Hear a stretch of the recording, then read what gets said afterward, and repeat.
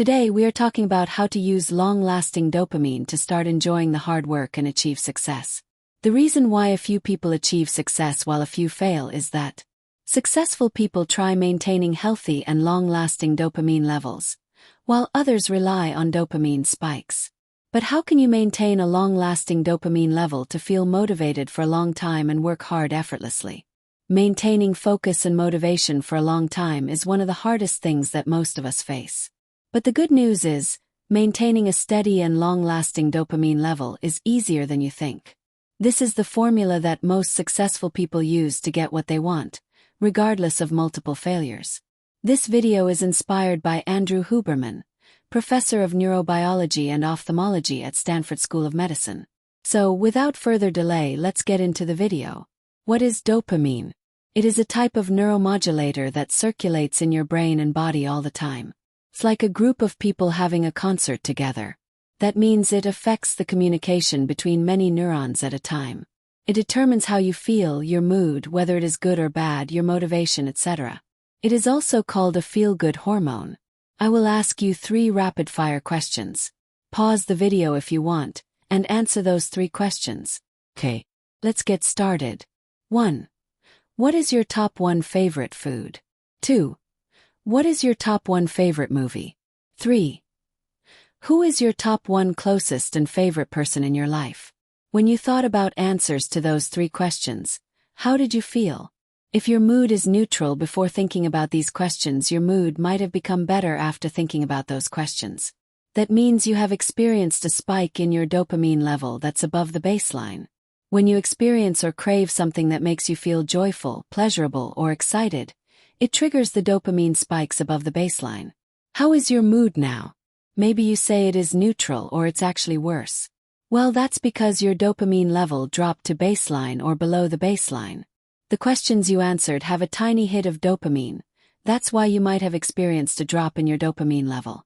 Well, the characteristic of dopamine is that the more it gets to its peak above its baseline, the more it drops below the baseline. For example, if it's a robot, machine, or AI, coding help it to think, analyze, and do the stuff.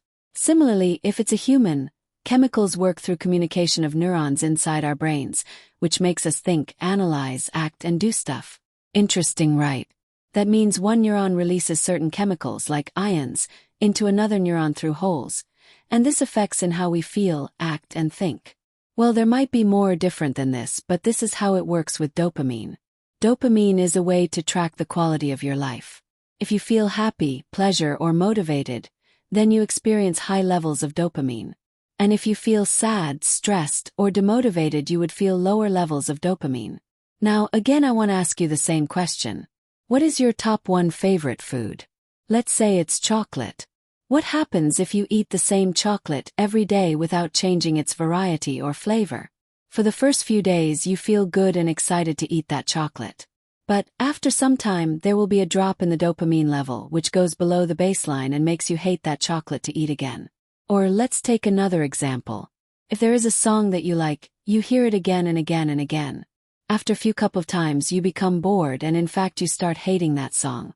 It's because the higher the peak level of your dopamine, the greater the drop you experience in the dopamine level that leads to negative feelings towards a particular thing. That's why, even your so-called passion is not your passion anymore.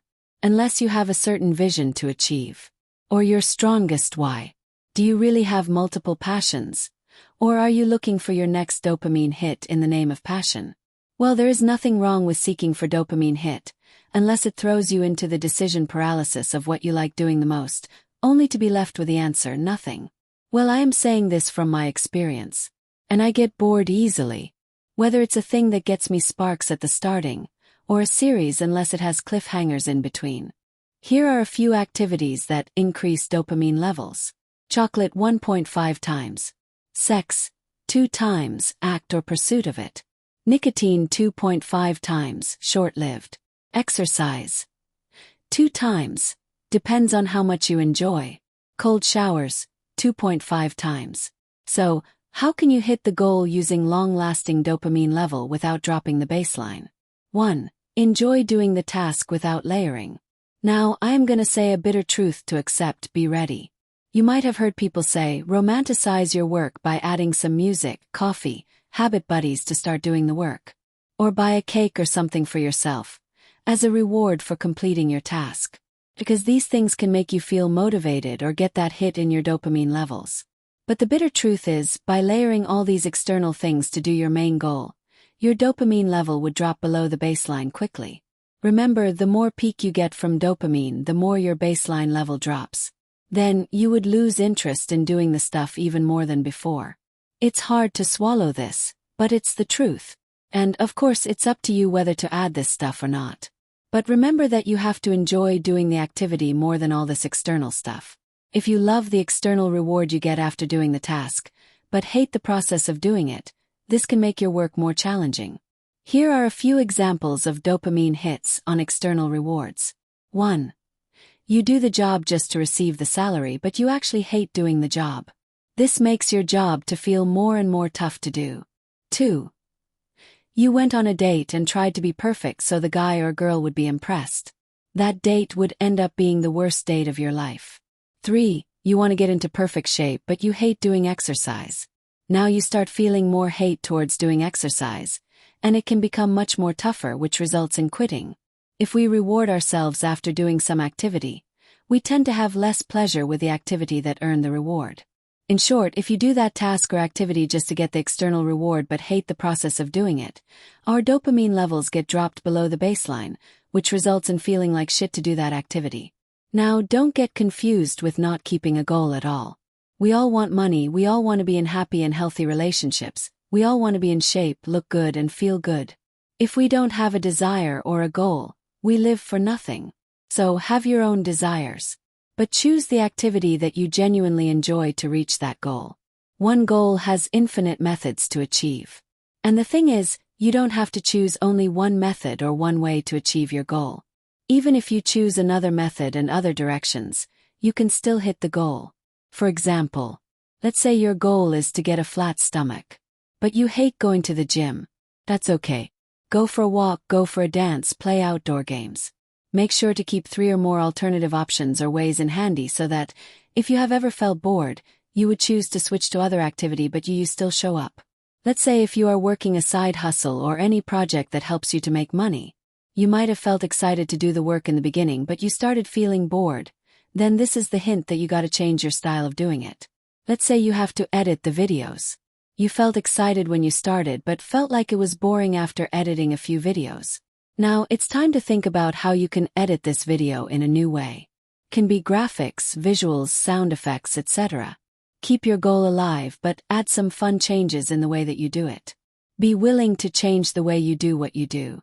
This would keep your dopamine levels high and alive while still achieving your goal. Example 2. Striving to be better is the end goal. People who focus on leveling up end up performing better consistently than those who rely on focusing on the prize. If you are an anime fan or have watched Solo Leveling, you might have known how he always gets a leveled up notification on the screen, as he kills the monsters of different levels in real life. Similarly, think of yourself as you are leveling up every day, as you complete that 1% of the whole task every day. You don't need to do 100% at a time to achieve that task. 1% of completing the whole task every day would get you to complete and level up every day. 1 step a day is better than no step at all. And honestly, there is no such thing as completing a task 100%. Because there is always more to do, more to learn, and more to develop. And by the time you reach your goal, you will always have the next goal in your plate. 5 steps to release dopamine when you don't feel like doing it. It's hard to feel pleasure or happy when you are sucking in pain or feeling demotivated. But here is the trick to use whenever you feel demotivated to do something. Lie to yourself. I know you might be thinking you can't lie to yourself. Feels like a fraud or cheating yourself. But let me ask you a question. Choose one option. Option A. Would you tell a lie that makes your life better? Option B. Say the truth that makes your life worse. If you chose option B, then you can skip this video. But if you say option A, then continue watching. From now onwards, whenever you feel like demotivated, discouraged, or even scared to do the task, then, step 1, accept it. Say to yourself, I know it's hard. I know it's tough.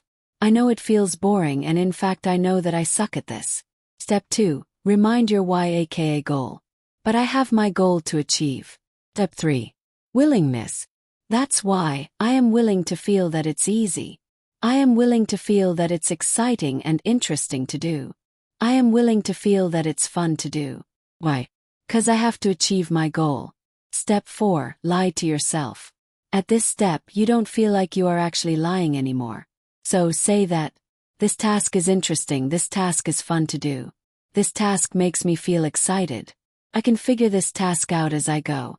I love doing this task. Can do this. Step 5. Start doing. Execute the work. In short, here is what you need to say to yourself whenever you don't feel like doing it. I know it's hard. I know it's tough. I know it feels boring and in fact I know that I suck at this. But I have my goal to achieve. So I am willing to feel that it's easy. I am willing to feel that it's exciting and interesting to do. I am willing to feel that it's fun to do. Why? 'Cause I have to achieve my goal. This task is interesting, this task is fun to do.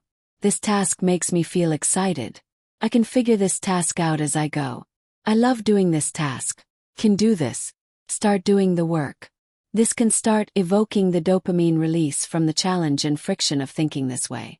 Make sure to take the printout of this paragraph and stick it in the places where you feel like you hate doing that specific task. And whenever you read this, it acts as a reminder. I hope you found this video helpful. If you like this video, then like and subscribe for more such amazing stuff.